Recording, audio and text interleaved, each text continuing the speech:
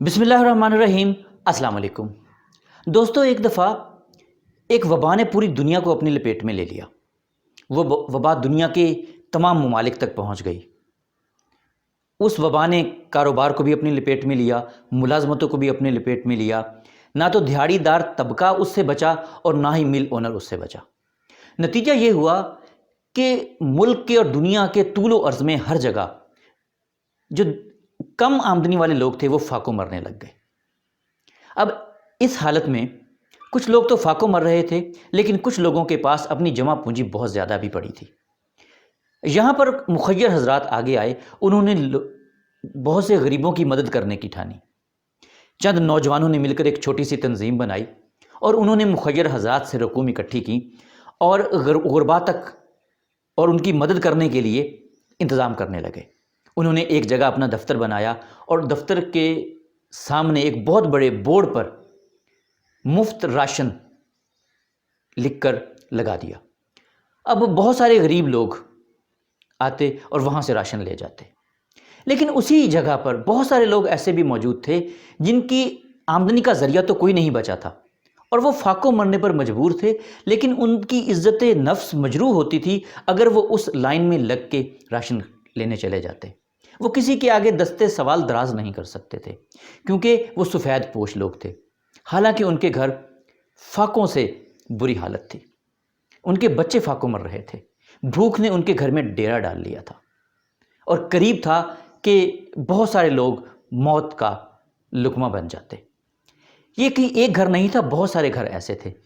सिर्फ और सिर्फ अपनी इज़्ज़त नफ्स को बचाने के लिए वो वहाँ पर जाकर राशन नहीं ले सकते थे। आहिस्ता आहिस्ता ये बातें उन नौजवानों तक भी पहुंची जिन्होंने इस तंजीम का बीड़ा उठाया था। वो पढ़े लिखे नौजवान थे, पॉजिटिव जहन रखने वाले नौजवान थे। उन्होंने आपस में मशवरा किया, मिल बैठे और एक नतीजे पर पहुंचे। जब सुबह हुई दोस्तों, तो वो उन्होंने क्या किया, उन्होंने वो जो बोर्ड लगाया था अपने दफ्तर के सामने मुफ्त राशन वाला, वो हटा दिया और उसकी जगह पर एक और बोर्ड लगा दिया। और वो उस बोर्ड पे क्या लिखा था?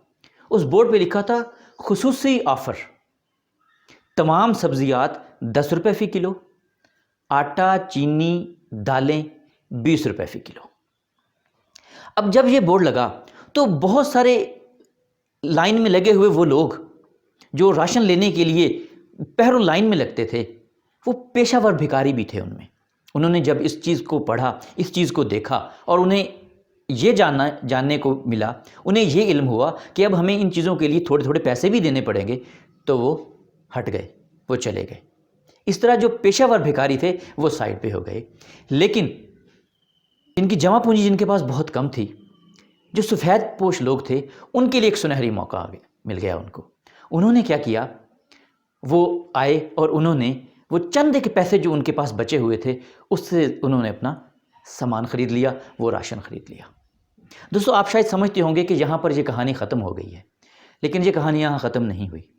जब वो लोग राशन के थैले लेके अपने घर में पहुँचे और उन्होंने राशन के थैलों को खोला, तो वो देखकर हैरान रह गए कि जो रकम उन्होंने वहाँ पर दी थी वो उनके शाहपुर में मौजूद है। वो रकम उनको वापस मिल गई है। ये देख के उनकी आंखों में आंसू आ गए और वो बजा तौर पर खुदा का शुक्र अदा करने लगे कि इस दुनिया में अब भी बहुत सारे ऐसे लोग मौजूद हैं जो इस तरीके से खामोश मदद करते हैं कि किसी की इज़्ज़त नफ्स भी मजरूह नहीं होती, किसी की अना को भी कोई फ़र्क नहीं पड़ता, किसी की इज़्ज़त पर भी कोई हर्फ नहीं आता और उसकी मदद भी हो जाती है, जो कि असल मदद है। दोस्तों, ये कहानी यहाँ पर ख़त्म होती है, लेकिन हमें अपनी सोसाइटी में काम करने के लिए एक जज्बा दे के जाती है। हमने ये देखना है कि कहीं हम भी कहीं ऐसा तो नहीं कर रहे कि हमारे इर्द गिर्द जो वाकई ज़रूरतमंद लोग हैं वो महरूम हैं हमारी इमदाद से, उन तक हमारी इमदाद पहुंच नहीं रही और जो पेशावर लोग हैं वही सारा कुछ लेके जा रहे हैं। और याद रखिए, ये पेशावर लोग जब एक जगह से लाइन में लग के कुछ लेते हैं तो फिर वो घर नहीं जाते, वो फिर किसी और जगह लाइन में लगे होते हैं लेने के लिए, क्योंकि वो पेशावर लोग होते हैं, उनकी भूख कभी नहीं ख़त्म होती। लेकिन इस चक्कर में बहुत सारे ज़रूरतमंद जो हैं वो रह जाते हैं। अब हमने भी ये देखना है कि अगर हम भी अपनी सोसाइटी की मदद कर रहे हैं, हम भी अपनी सोसाइटी के काम आ रहे हैं, तो हम किस तरीके से आ रहे हैं। कहीं हमारा मदद करने का तरीका ऐसा तो नहीं है जिससे किसी की इज़्ज़त नफ्स मजरूह हो रही है اور اس وجہ سے حقدار تک اس کا حق نہیں پہنچ رہا، اور اس کی بجائے فوٹو سیشنز کے چکر میں، میڈیا کو دکھانے کے چکر میں، سوشل میڈیا پہ اپنے سٹیٹس اپلوڈ کرنے کے لیے، سوشل میڈیا پر اپنی تصاویر کو بہتر کرنے کے لیے، اپنی امیج کو بہتر کرنے کے لیے، کہیں ایسا تو نہیں ہے کہ ہم اس امداد کو صحیح جگہ پر نہیں پہنچا پا رہے، اس امداد کو ان لوگوں تک نہیں پہنچا رہے جو واقعی اس کے حقدار ہیں؟ کہتے ہیں کہ دوسرے کی مدد ایسے کرو، ایک ہاتھ سے مدد کرو تو دوسرے ہاتھ کو پتہ بھی نہ چلے، پھر ہے مدد کا مزہ۔ پھر ہے مدد کا مزہ کہ جب کسی کی عزت نفس کو مجروح کیے بنا اس تک مدد پہنچ جائے۔ لیکن اگر کسی کی عزت نفس کو ہی مجروح کرنا ہے، فوٹو سیشنز کر کے ہی مدد دینی ہے، تو پھر اس مدد کا کیا فائدہ دوستو، جس سے کسی کی انا کچلی جائے؟ اور ہو سکتا ہے کہ ایسے بہت سارے لوگ جو اس مدد کے حقدار ہیں، لیکن صرف اور صرف ان چیزوں سے ڈر کے وہ چھپ کے گھر بیٹھے ہوئے ہیں اور وہ فاقوں مر رہے ہیں، اور وہ آگے اس لیے نہیں بڑھ پا رہے کیونکہ ان کی عزت پہ حرف آتا ہے۔ وہ یہ سمجھتے ہیں کہ یہ سوسائٹی میں ہم باہر کسی کو پھر منہ دکھانے کے قابل نہیں رہیں گے، حالانکہ وہ واقعی حقدار ہوتے ہیں۔ صرف اپنی سفید پوشی کا بھرم رکھنے کے لیے وہ بھوک تو برداشت کر رہے ہیں، لیکن کسی کے سامنے دستے سوال دراز نہیں کر رہے۔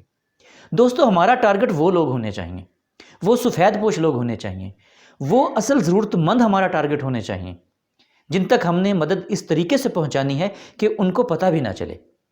یاد رکھیے، جس ذات کی خاطر ہم یہ سارے قدم اٹھا رہے ہیں، ہم یہ سارا کام کر رہے ہیں، وہ ہمارے اعمال سے بہت اچھی طرح واقف ہے۔ اسے نہ تو فوٹو سیشنز کی ضرورت ہے، نہ کسی کیمرے کی ضرورت ہے، نہ سوشل میڈیا سے تصویریں اٹھانی ہیں اس نے، وہ تو آپ کی رگ رگ سے واقف ہے۔ اس لیے دوستو، اس بات کا دھیان رہے کہ کسی کی مدد کرتے ہوئے ہم کچھ ایسا تو نہیں کر رہے کہ صرف اور صرف پیشہ ور لوگ ہی ہماری وہ مدد حاصل کر رہے ہیں، جبکہ جو اصل حقدار ہیں ان تک ہماری مدد نہیں پہنچ رہی۔ دوستو، آج کل کے حالات کے تناظر میں اس واقعے کو ہمیشہ اپنے ذہن میں رکھنا ہے، اور جب بھی آپ نے کوئی بھی ایسا سٹیپ لینا ہے، کوئی بھی ایسا قدم اٹھانا ہے، تو اس بات کو انشور کر لینا ہے کہ آپ کی مدد حقدار تک پہنچے۔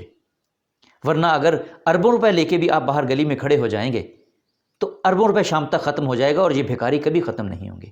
یہ سارے لوگ دوسرے دن پھر آپ کو بازار میں مانگتے ہوئے نظر آئیں گے۔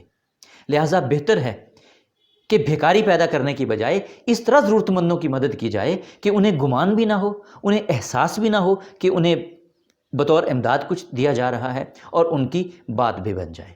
میں امید کرتا ہوں دوستو کہ یہ چھوٹا سا واقعہ ہمیں اس صورتحال میں اپنی مدد کو صحیح، اپنی خدمت خلق کو صحیح یوٹیلائز کرنے میں ہماری رہنمائی فرمائے گا، ہماری رہنمائی کرے گا۔